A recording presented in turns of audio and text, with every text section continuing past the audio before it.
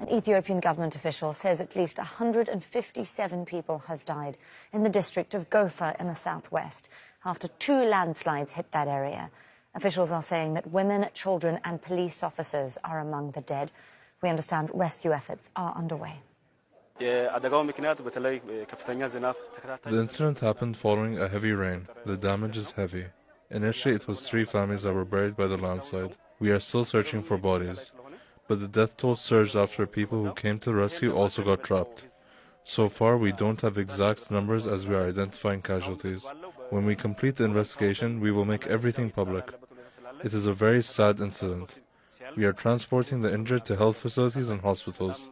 We are trying to gather people who lost their houses. We might also need earth-moving machines and bring them here. Well, let's bring in Kamal Hashi Mohammed. He's an Ethiopian member of parliament. He joins us now from Addis Ababa. Mr. Mohammed, so what we were hearing there were 2 landslides. The second happened after people arrived to help rescue victims from the first. What exactly happened? Bismillah, thanks. Yeah. So what exactly happened is a sudden situation. So I think, according to the information we received from the local authority on Monday morning around 10 a.m., a landslide has happened due to a heavy rain.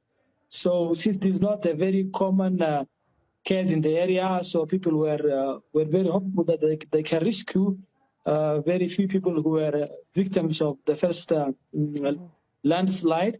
And as they really moved with a large number to rescue them, another landslide in a few moments gap happened, and which became a reason, for the days of a greater number than what was expected.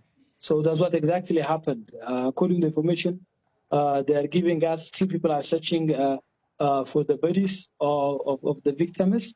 Everyone, be it the community or the local government, they're really highly collaborating in finding the bodies. That's what's happening.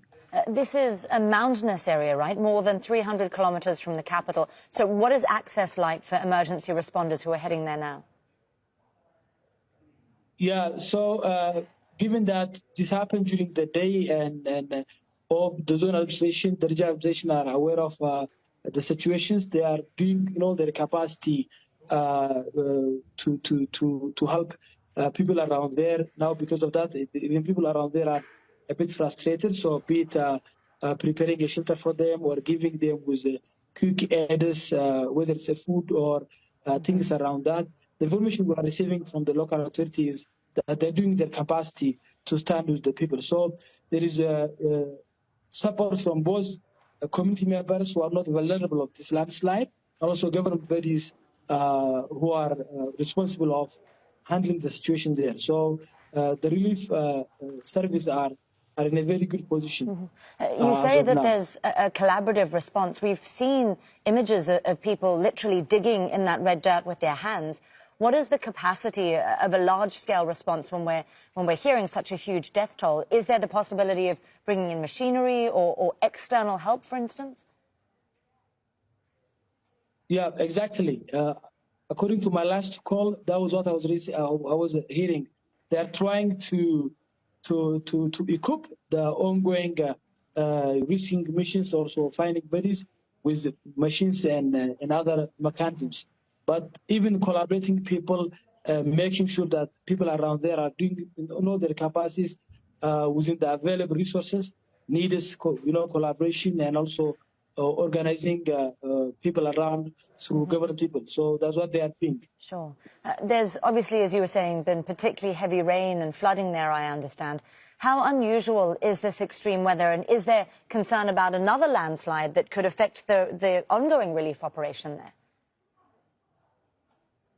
I think landslide is mostly is so natural, and to be honest, the mountainous areas is a very heavy rain most of the time. But landslide is not common. It happens once in a while, so nobody can be sure of what's going to happen. But in terms of maybe guessing how things go, I think more scientific people who are experts around landslide situations can be better in responding to this. But as any lay person, I think this is not common around there. But I'm sure people now will take all the necessary precautions because the heavier victim happened when people ran to rescue the victims of the first landslide. But now everybody is aware that a landslide can come anytime, and people are a bit careful than they were before. Well, there have been landslides in these areas in the past over previous years, dozens killed in those, and there have been concerns raised about more and more extreme weather, especially as we see climate change accelerate. What has government been doing to try to address threats like these? I think what the government do is because is about where people should set up their residence, and also what kind of care they should do when there is a heavy rain. Mostly these landslides happen during rain seasons. To be careful and cautious, but given the infrastructure, you can understand that